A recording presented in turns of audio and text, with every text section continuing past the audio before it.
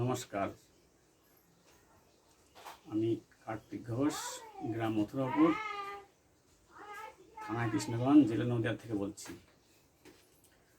আজকে আমি কিছু মনের ভাব প্রকাশ করতে চাই জনগণের সামনে। তাহলে আপনারা ইতিমধ্যে শুনেছেন, বর্তমান সরকার যে সমস্ত মহিলার বয়স 25 বছর পূর্ণ হচ্ছে, এই 25 বছর থেকে 60 বছর বয়স পর্যন্ত মাসিক 3,000 টাকা করে অর্থ সহায়তা দিচ্ছেন। তো একজন সুস্থ মহিলা যার সমস্ত কর্মক্ষমতাই আছে, সে যদি 25,000 টাকা মাসিক 3,000 টাকা পেতে পারে, তাহলে একজন দিব্যাঙ্গ মানুষ বা একজন বিধবা মানুষ অথবা একজন 60 ঊর্ধ্ব মানুষ কত পেতে পারে? মাননীয় মুখ্যমন্ত্রী ও মাননীয় প্রধানমন্ত্রী একবার ভেবে দেখুন তো। তাই আমাদের দাবি, আপনি একজন সুস্থ মানুষকে যা দেবেন, একজন দিব্যাঙ্গ মানুষকে তার দ্বিগুণ দিতে হবে।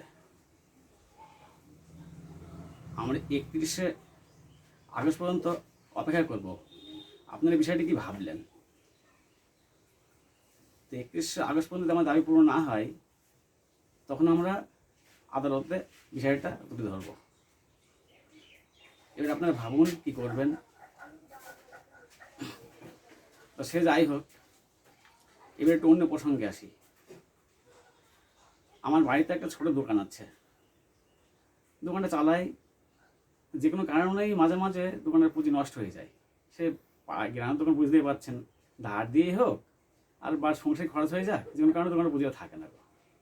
তখন আমি মাঝে মাঝে হকের কাজে যাই। মাঝদিয়া স্টেশন থেকে ব্যান্ডেল স্টেশন পর্যন্ত আমাকে অনেকে চেনে।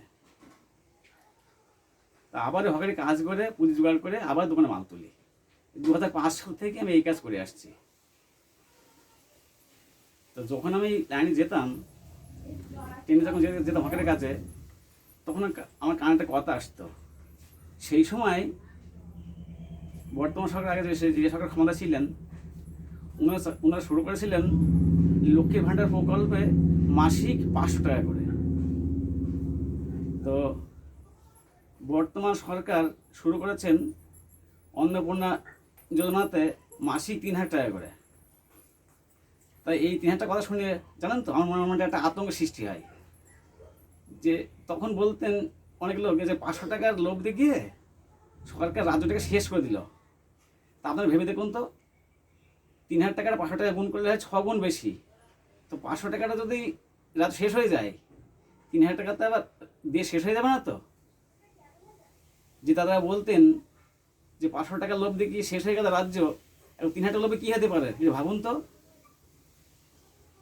আমি এই পর্ব এখানে শেষ করছি, পরবর্তী পর্ব নিয়ে আবার হাজির হব। ধন্যবাদ।